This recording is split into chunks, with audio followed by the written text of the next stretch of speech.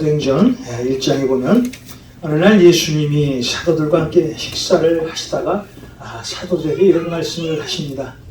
예루살렘을 떠나지 말고 내 아버지께서 약속하신 선물을 기다리라. 예루살렘을 떠나지 말고 내 아버지께서 약속하신 선물을 기다려라.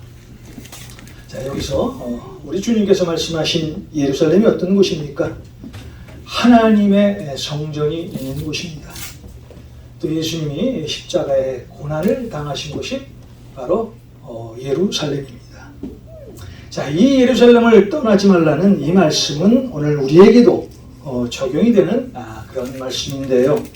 우리가 신앙생활을 하는 동안 예수님의 십자가를 떠나서는 안 되고요. 또 그리고 주님 앞에 예배를 드리는 자리를 떠나서는 안 된다는 것입니다. 어쨌든 우리 예수님께서 사도행전 1장에 이 말씀을 들은 예수님의 제자들이 사도행전 2장에 와서 120명의 성도들이 함께 예수님의 약속의 말씀을 듣고 기도를 합니다. 그런데 이 120명의 이 성도들이 예수님의 말씀을 듣고 기도하는 중에 다 성령을 받게 되는데요.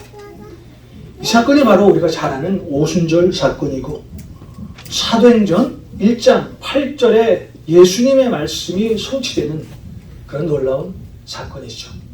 오직 성령이 너희에게 임하시면 너희가 권능을 받고 예루살렘과 온 유대와 사마리아 땅끝까지 들어 내 증인이 되리라 라는 이 말씀이 성취되는 그런 놀라운 사건입니다.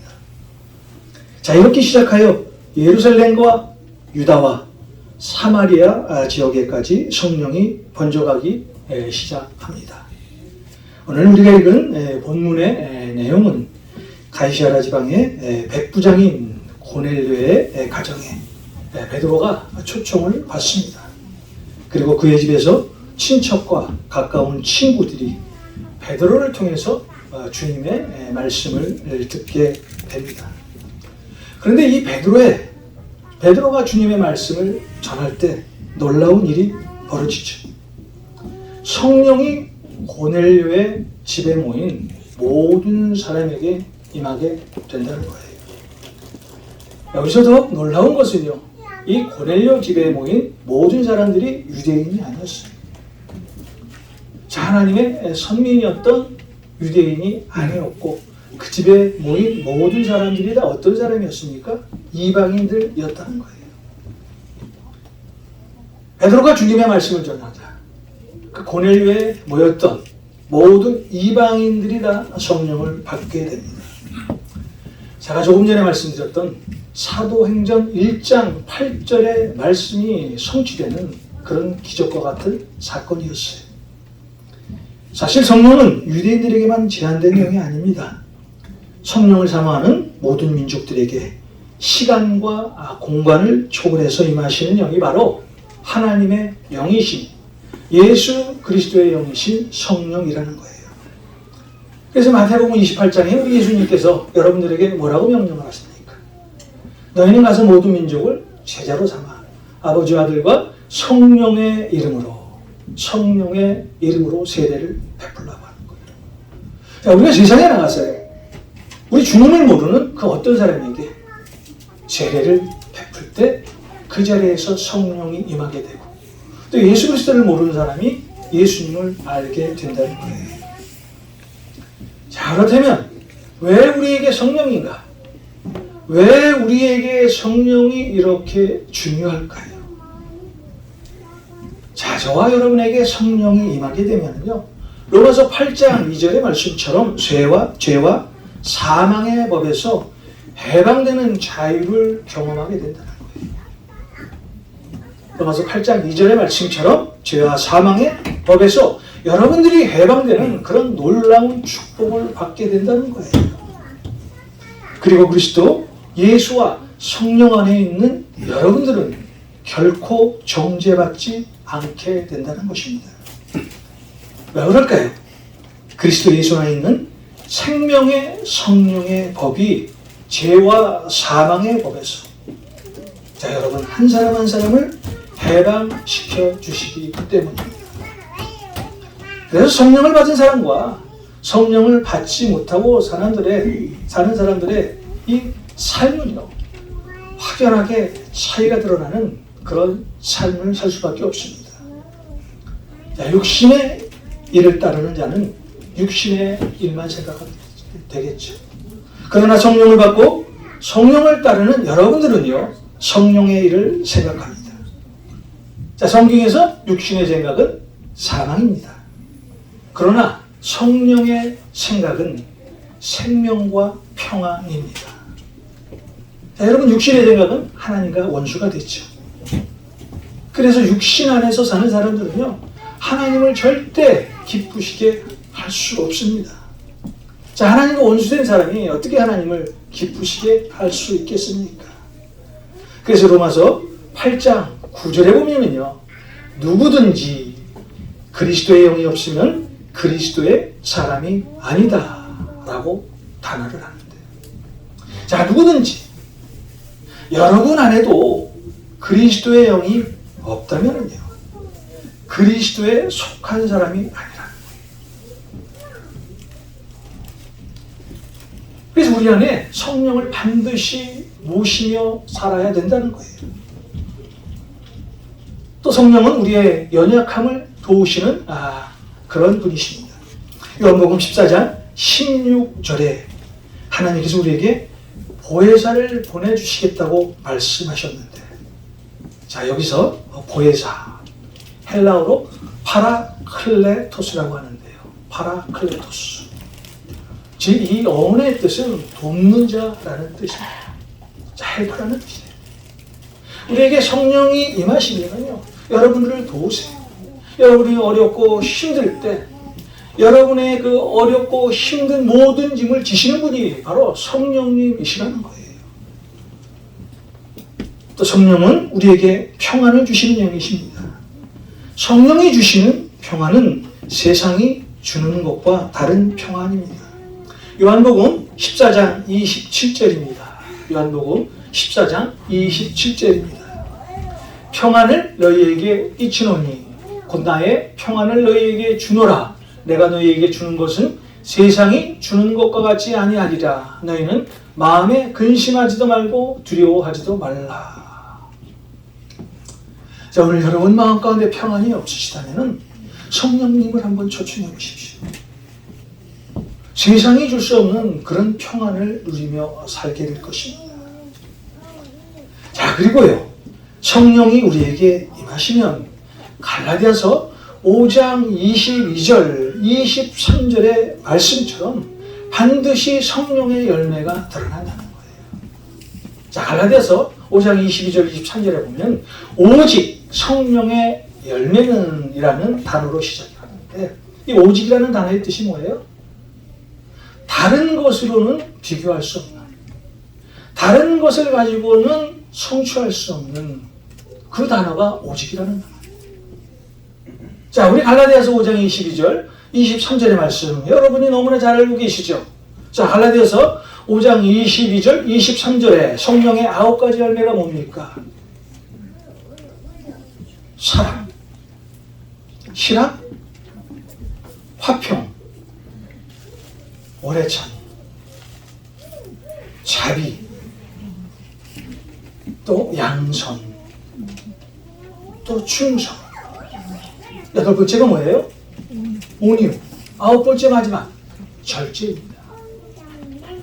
자, 오직 성령의 열매는 9가지 열매가 있는데, 이 열매는 사랑과 희락과 화평과 오래 참음과 자비와 양선과 충성과 온유와 절제라는 거예요.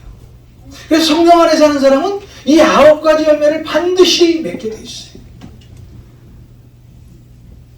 자, 오늘 여러분들이 성령 안에서 사셔서 이 9가지 열매를 맺으시고 이 열매 가운데 사시길 주님의 이름으로 축원합니다. 아멘. 자, 우리 삶에요, 이 성령의 열매는요, 반드시 맺어요. 그래 성령님이 우리의 삶을 책임져 주십니다. 자, 오늘 예루살렘의 마가의 다락방에 임하였던 성령이 가이사라의 백부장인 고넬료의 집에 모인 사람들에게 임하게 되는데요. 자, 그 성령이 임한 증거가 오늘 두 가지 성경에 나와 있습니다. 그 두 가지는 방언과 하나님을 좁혔다는 거예요. 자, 먼저 방언입니다. 오늘 고넬료의 집에 모인 모든 사람들, 성령을 받은 사람들이 모두 다 방언으로 말했다고, 방언을 받았다고 기록이 되어 있습니다. 자, 우리에게 성령이 임하면 다양한 현상과 은사로 이 성령님이 역사를 하는데요. 특별히 오늘 고넬료의 가정에 모인 그 모여서 예배를 드렸던 그 모든 이방인들에게 하나님의 성령이 부어주실 때 방언을 했다는 거예요. 자, 우리가 다 아는 사도행전 2장에서 120명이 하나님 앞에 간절히 기도할 때 어떤 역사가 일어났습니까? 그들 모두가 방언을 받았다는 거예요. 자, 방언은요, 하나님이 우리에게 주신 하나님의 언어입니다. 고린도전서 14장 2절에 보면 방언을 말하는 자는 사람에게 하지 아니하고 하나님께 하나니 이는 알아듣는 자가 없고 영으로 비밀을 말함이라 라고 말씀을 합니다. 자, 우리가 예수 믿고 나서 방언을 받는 것은요, 하나님과 더 깊은 교제를 갖기 위해 반드시 필요하다는 거예요. 그래서 사도 바울이 고린도전서 14장 18절에서 뭐라고 고백을 합니까? 내가 너희 모든 사람보다 방언을 더 말함으로 하나님께 감사하노라. 내가 너희 모든 사람들보다 방언을 더 말함으로 하나님께 감사하노라 라고 고백을 합니다. 사도 바울은요, 여러분 모두가 고린도전서 14장 5절의 말씀처럼 방언을 받고 방언으로 기도하기를 원했던 그런 사람이었습니다. 자, 방언이 무엇입니까? 하나님과의 영적인 대화가 방언입니다. 여러분, 성령은 진리의 영입니다. 그래서 우리에게 성령이 임하고 나면은 진리의 영이신 이 성령 안에서 하나님이 원하시는 방언으로 기도하게 되고요. 그리고 하나님과 영적으로 하나가 되는 성령 충만함을 경험하게 된다는 거예요. 자, 여러분의 지식으로 하나님의 말씀을 어떻게 다 이해할 수 있습니까? 제가 아는 하나님의 말씀으로 어떻게 이 성경을 다 이해할 수 있겠어요? 그런데 신기하게도 방언을 말하게 되면 성령 안에서 성령의 인도하심을 따라서 기도를 하게 됩니다. 또 하나님이 우리에게 주신 깊은 뜻까지 이해할 수 있다는 거예요. 자, 이것이 방언의 힘입니다. 바울이 에베소서 6장 18절에 우리의 기도 생활에 대해서 말씀을 하고 있는데요. 에베소서 6장 18절입니다. 모든 기도와 간구를 하되 항상 성령 안에서 기도하고 이를 위하여 깨어 구하기를 항상 힘쓰며 여러 성도를 위하여 구하라. 자, 여러분이 모든 기도와 간구를 하되 어떻게 기도를 하라고 말씀합니까? 성령 안에서. 자, 우리가 성령 안에서 기도할 때 하나님께서 우리에게 주신 크고 은밀한 비밀을 알 수 있게 되고요. 또 우리가 성령 안에서 기도할 때 방언으로 하나님과 깊은 교제를 가질 수 있다는 거예요.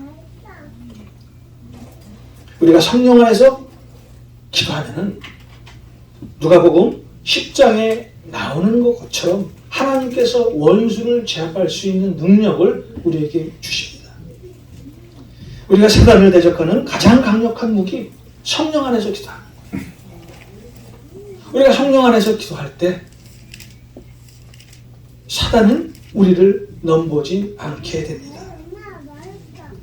우리가 방언을 말하고 방언으로 기도하는 것은 성령을 받고 예수 그리스도 안에서 하나님의 자녀로 살아가는 분명한 영적 증거라는 거예요. 자, 여러분 아직도 방언을 받지 못하신 분이 계시다면 하나님께서 우리에게 주신 그 은사인 방언을 꼭 받으시기 바랍니다. 우리가 방언을 통해서 하나님과 더 깊은 영적인 교제를 가질 수 있기 때문입니다. 자, 그리고 성령이 오늘 고넬료의 집에 임하자 고넬료의 집에 모인 모든 사람들이 하나님을 높였다는 거예요. 자, 여러분, 하나님을 높이는 행위가 어떤 것일까요? 자, 여러분의 신앙생활에서 하나님을 높이는 행위가 어떤 것입니까? 사도행전 10장에 보면은요, 이방인인 고넬료의 삶에서 이 고넬료가 하나님을 높이는 행위가 어떤 것인가를 샘플로 보여주고 있어요. 우리 사도행전 10장 1절과 2절입니다. 사도행전 10장 1절과 2절입니다. 가이사라에 고넬료라고 하는 사람이 있으니 이달리아 부대라 하는 군대의 백부장이라. 그가 경건하여 온 지방과 더불어 하나님을 경외하며 백성을 많이 구제하고 하나님께 항상 기도하더니. 자, 2절을 한번 보십시오. 그가 경건하여 온 지방과 더불어 하나님을 경외하며 백성을 많이 구제하고 하나님께 항상 기도하더니. 자, 우리가 하나님을 높여 사는 것, 우리가 하나님을 높이며 사는 것, 다른 것 아닙니다. 하나님을 경외하는 거예요. 또 우리의 주위에 어려운 사람을 구제하는 일입니다. 또 항상 하나님 앞에 기도하는 거예요. 자, 이것이 하나님을 높여드리는 행위입니다. 자, 하나님을 높여드리는 행위 세 가지가 나와 있죠. 하나님을 경외하는 거예요. 또 하나님께서 우리에게 주신 은사를 가지고 어려운 사람을 구제하는 거예요. 그리고 항상 하나님 앞에 엎드려 기도하는 것입니다. 특별히 우리가 성령을 받으면 하나님을 생각하고 하나님의 말씀 안에서 살게 됩니다. 성령을 받게 되면요, 나를 자랑하지 않아요. 나를 드러내지 않아요. 어떤 환경에서도 하나님 한 분만을 높이며 살게 됩니다. 여러분, 사도 바울을 보십시오. 자, 그에게 성령이 임하자. 그가 가졌던 모든 그 화려했던 과거의 행적과 기록들, 그가 누리고 살았던 모든 것을 빌립보서 3장 8절의 말씀처럼 다 배설물로 여기게 되는 거예요. 자, 오직 예수 그리스도만을 높이고 주님의 복음을 전하는데 그의 생명까지 바치는 것을 우리는 알 수가 있어요. 디모데후서 4장 7절과 8절의 바울의 고백을 한번 보십시오. 디모데후서 4장 7절과 8절입니다. 나는 선한 싸움을 싸우고 나의 달려갈 길을 마치고 믿음을 지켰으니 이제후로는 나를 위하여 의의 면류관이 예비되었으므로 곧 의로우신 재판장이 그날에 내게 주실 것이며 내게만 아니라 주의 나타나심을 사모하는 모든 자에게 되니라. 자, 오늘 여러분에게 한번 물어보십시오. 아주 솔직하게 한번 물어보십시오. 나는 예수 안에 살고 있는가? 혹은 예수 밖에 살고 있는가? 나는 성령 안에서 살고 있는가? 아니면 성령 밖에 있는 그런 사람인가? 내가 죽고 예수가 내 안에 있으면요, 나는 성령 안에서 사는 사람. 그런데 오늘 내 안에 내가 살고 우리 성령님이 밖에 계시면요, 나는 세상 사람들과 똑같은 그런 삶을 살고 있는 그런 사람이라는 거예요.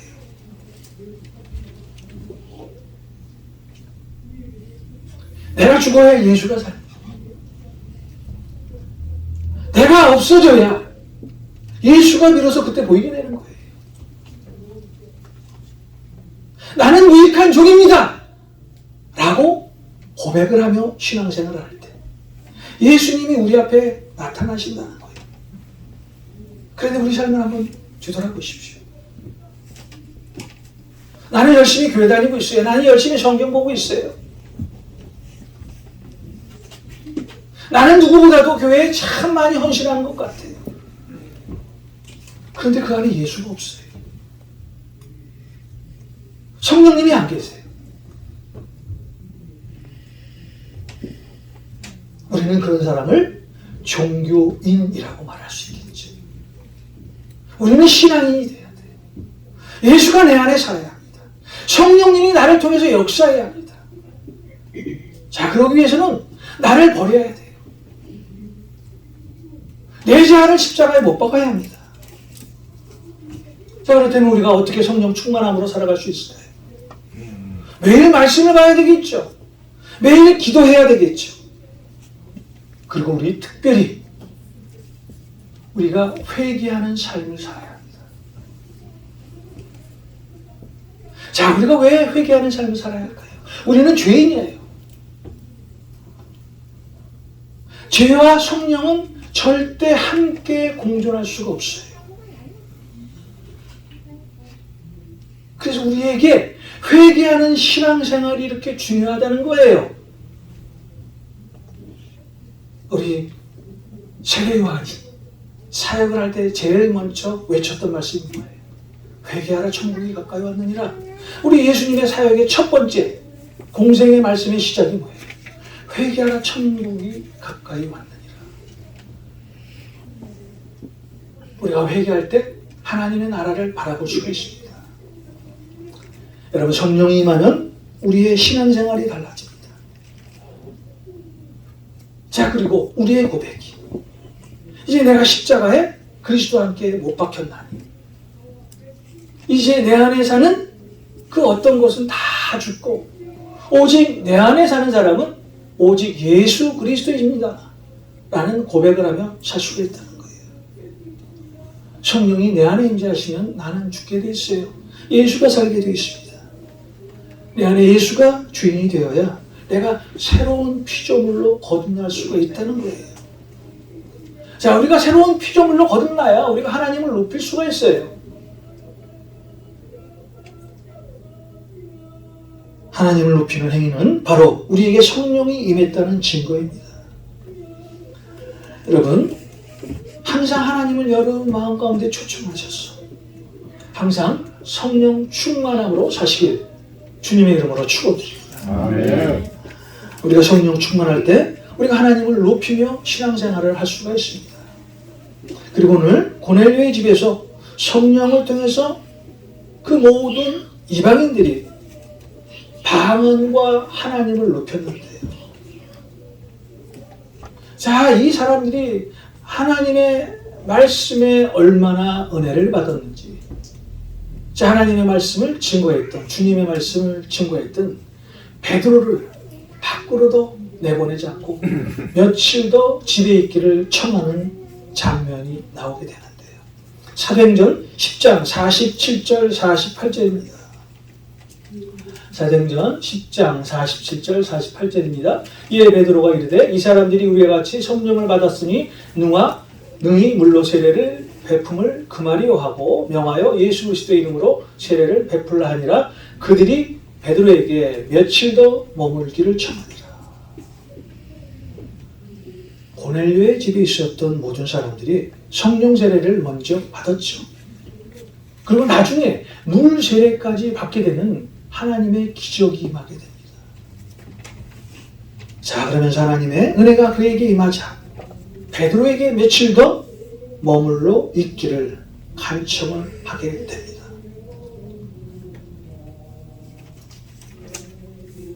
고넬료의 집에서 성령을 받은 사람들이 하나님의 은혜를 간절히 사모하는 장면인데요. 자, 여러분에게요, 하나님의 은혜가 아니야. 성경을 읽지 말라고 해도요, 매일 성경을 읽게 돼 있어요. 여러분에게 하나님의 은혜가 임하면 기도하지 말라고 해도 매일 아침마다 하나님 앞에 기도하게 돼 있습니다. 자, 여러분에게 하나님의 은혜가 임하면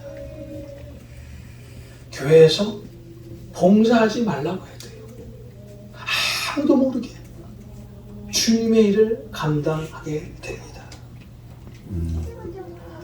이 사복음서 중에서요, 특별히 요한복음에만 등장하는 한 사람이 있는데 요한복음 3장에 등장하는 한 사람이 있습니다. 누구일까요? 바로 니고데모라는 그런 사람입니다. 자, 니고데모는 바리새인이에요. 유대인입니다.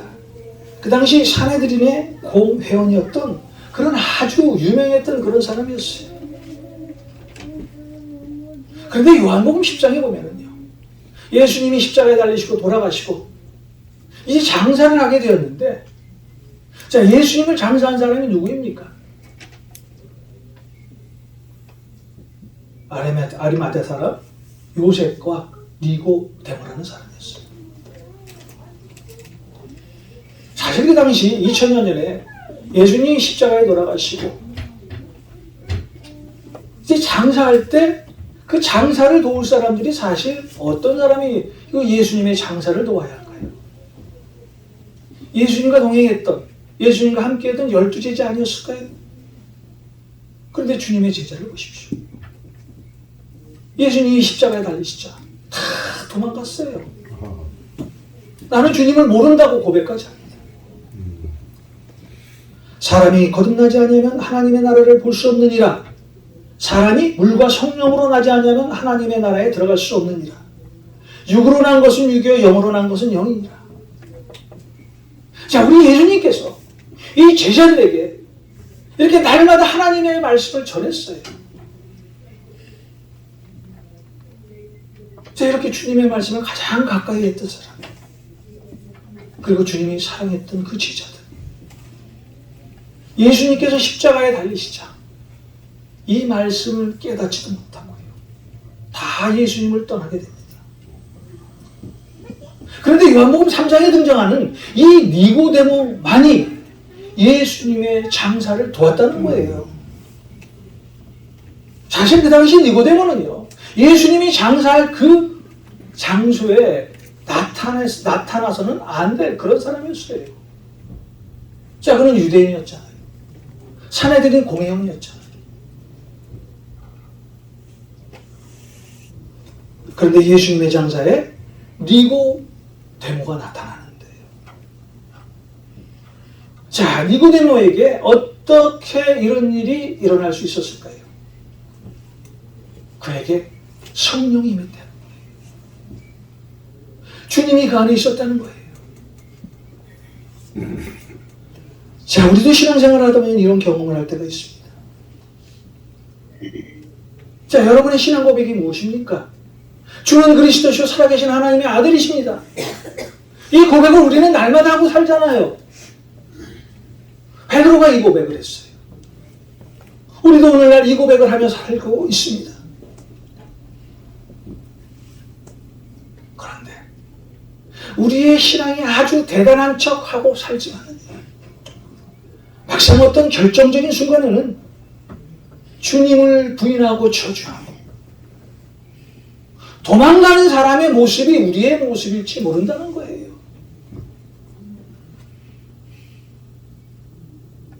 우리는 예수 믿는 척, 신앙인 척하고 살면 안 돼요. 우리는 진짜 예수 믿는 사람이 되어야 하고요, 진짜 신앙인이 되어야 합니다. 그래서 하나님 우리를 보고 항상 기뻐하시는 그런 삶으로 살아가야 된다는 거예요. 성령 안에서 살지 못하면요, 누구든지 이런 삶을 살 수밖에 없어요. 예수 그리스도를 내 안에 모시고 살지 못하면요, 우리는 척하는 그런 신앙인이 될 수밖에 없다는 거예요. 그러나 성령 안에서 사는 사람, 오늘 니고데모처럼 언제나 중요한 현장에서 그 자리에 나타나게 되고요, 언제나 뒤에서 주님을 위해 헌신하며 언제나 주님을 위해서 충성하고 언제나 뒤에서 주님을 위해서 헌신한다는 거예요. 자, 우리가 성령 안에서 살기 위해서 또 꼭 해야 될 일이 있습니다. 예배 중심, 말씀 중심, 교회 중심으로 살아야 된다는 거예요. 자, 예배 중심, 교회 중심, 말씀 중심에서 살 때 우리의 삶은 성령 안에서 살 수가 있다는 거예요. 아멘. 왜 성령인가요? 왜 성령이 우리에게 성령이 이렇게 중요할까요? 내가 성령 안에서 살아야만 나는 죽고 예수가 살게 되기 때문입니다. 오늘 고넬료의 집에 성령이 임하게 됩니다. 자, 그 자리에 모인 모든 사람들이 방언으로 말하게 됩니다. 그리고 그들에게 성령이 임했습니다. 그러자 그 모든 사람들이 하나님을 높이게 됩니다. 하나님의 말씀 안에서 살게 되면 우리는 어떤 환경에서도 하나님 한 분만을 높이며 살게 됩니다. 성령을 받은 사람은 성령의 일을 행하며 살기 때문입니다. 자, 왜 성령인가? 왜 여러분에게 성령이 이렇게 중요한가? 성령이 내 안에 거해야 나는 죽고 예수가 살기 때문입니다. 우리가 성령으로 살아야 하나님의 말씀 안에서 살기 때문입니다.